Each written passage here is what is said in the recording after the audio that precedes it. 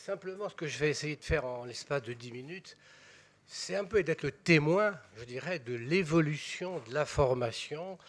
Il y a quelques années, j'avais travaillé sur l'historique de la formation des kinésithérapeutes.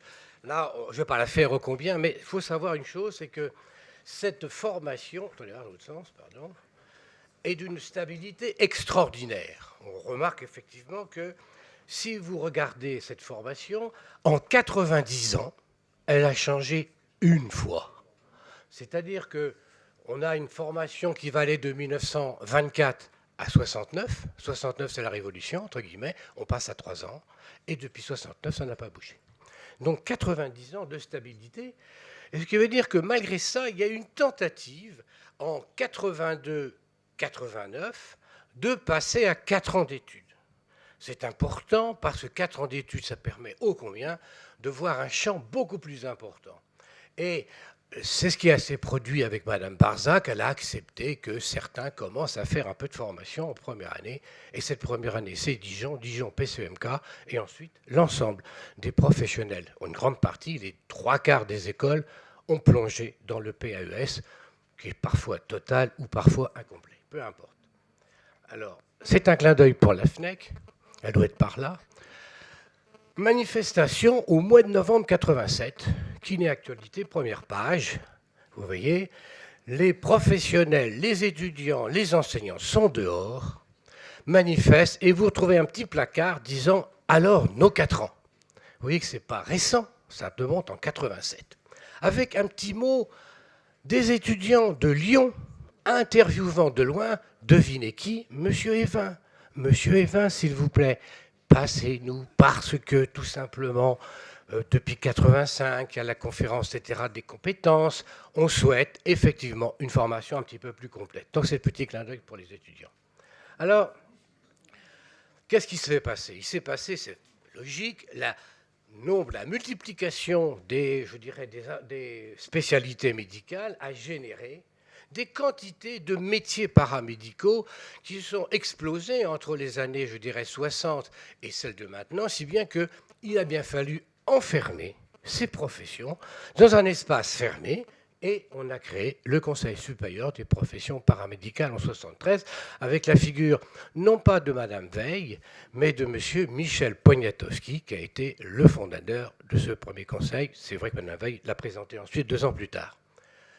Dans ces cas-là, le nombre augmente. Et quand il augmente, eh bien, en 2004, on en remet, excusez-moi la triche, une couche. On refait un haut conseil pour englober l'ensemble de ces professions dans un système qui est bien toujours fermé. Donc, ça pose un problème. Comment sortir de cet espace si on souhaite sortir de cet espace? Alors, arrive bien évidemment en 99 le processus de Bologne. Petit espoir, processus de Bologne, c'est un système LMD, c'est 3 ans, 5 ans. La Francigne, et bien sûr, c'est 3 ans pour un cycle permettant le marché du travail, c'est-à-dire parfaitement les paramédicaux. Et dans ces cas-là, on rentre dans la boîte, 3 ans de formation et 180 ECTS pour pouvoir obtenir ce diplôme.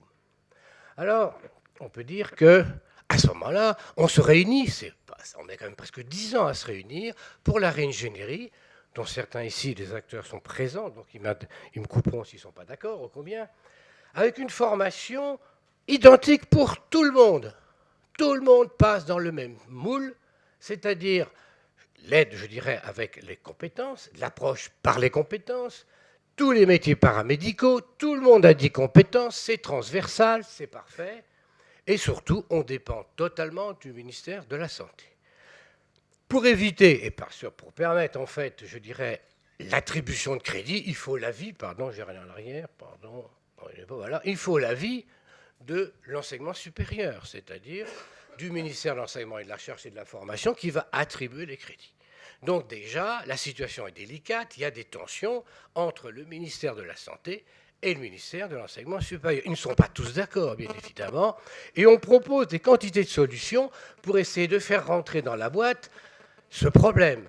Mais, entre-temps, les professionnels souhaitent, se réunissent, un allongement des études. Et en fin de compte, les gouvernements successifs vont accorder 4 ans de formation avec le niveau du maître M1. 240 ECTS, mais ça pose un problème considérable, vous allez bien sûr le deviner.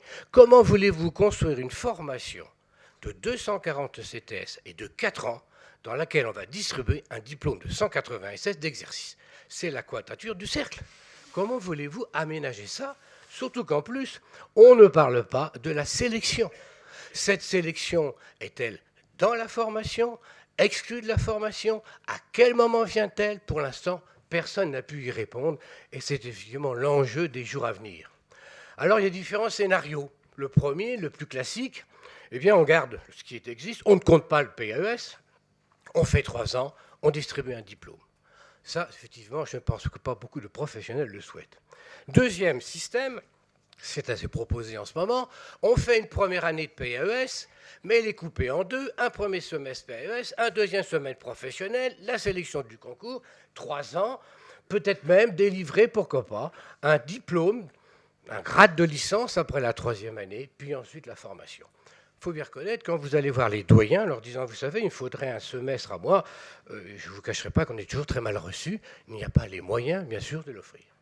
Alors, il y a aussi un autre système, c'est faire 4 ans de formation complète, avec un concours d'entrée, comme maintenant, qui ne compte pas. Et donc, vous avez bien vos 240 CTS et un diplôme qu'on pourrait placer ou en 3e année ou en 4e année. Voilà pourquoi je l'ai rayé. Ensuite, le dernier système, il y en a d'autres. Si vous en avez d'autres, n'hésitez pas de les fournir. C'est effectivement de garder la PES comme filière, ou le STAPS, peu importe. Une année universitaire, elle fonctionne. On est quand même les 3/4 d'école à fonctionner. On ne va quand même pas supprimer ce qui existe. Moi, je ne pense pas. Je ne pense pas que mon collègue ici à côté soit opposé à se fermer son PES, combien. Et puis, on fait nos années, 1, 2, 3. On pourrait peut-être, pour essayer de négocier, passer une partie du diplôme en fin de 3e année, faire un stage, faire une formation, faire peut-être un mémoire de recherche à ce moment-là, pour arriver effectivement à une 4e année et à un diplôme qui sera la 2e partie. C'est une proposition, ça ne reste qu'une proposition, croyez bien. Donc voilà, les enjeux de l'année à venir. C'est sûr qu'il y a plein d'enjeux qui vont arriver. Je pense que l'outil universitaire est important.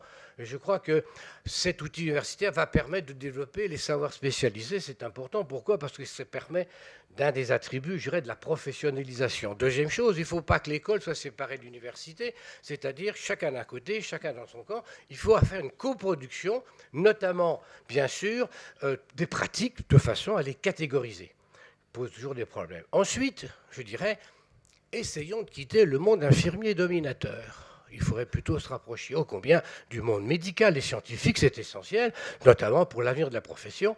Et puis je dirais que ça permettra d'offrir des grades universitaires différenciés, et qui permettra incontestablement de tirer vers le haut la profession et non pas vers le bas, vous l'imaginez bien. Mais le problème, il n'y a pas d'argent.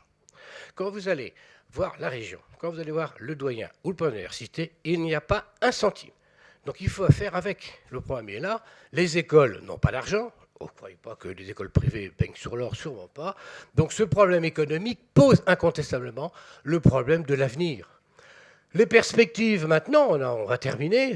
Parlons de formation de zéro. Il serait souhaitable que les enseignants soient formés aux disciplines scientifiques de façon à avoir des enseignants qui viennent encadrer nos écoles. Nous n'en avons pas beaucoup, il faut bien reconnaître. On souhaite utiliser les plateformes pédagogiques. Vous savez, quand vous êtes à l'université, vous avez des choix extraordinaires. Les cours circulent, les polycopiés circulent, les enseignants fournissent leurs cours. Donc ça permet effectivement d'avancer dans le système et de faire une coopération. Et puis, je dirais, il est nécessaire d'écrire, je reviens avec Claudine tout à l'heure, les kinésithérapeutes n'écrivent pas. Bon, c'est dommage, mais il serait important d'avoir des références liées au programme qui va sortir, de façon à avoir des ouvrages que l'on puisse confier aux étudiants. Sinon, chaque enseignant raconte, je dirais, à peu près la même histoire. C'est un peu dommage. Alors, je vais être un peu provocateur pour terminer. La région Île-de-France, c'est 10 écoles. C'est 2 écoles de malvoyants, c'est 8 écoles, 3 statuts différents du public, du privé, du commercial, c'est compliqué. Ça forme 23% des professionnels, c'est énorme. Bon. Donc il faut que la région bouge un peu. Peut-être on pourrait trouver des solutions de mutualisation de certains enseignements.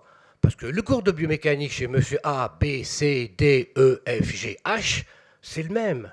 Il faut bien reconnaître. Ensuite, pourquoi pas envisager dans les 15 ans à venir une forme de départementalisation universitaire de notre métier pour aboutir à un métier médical.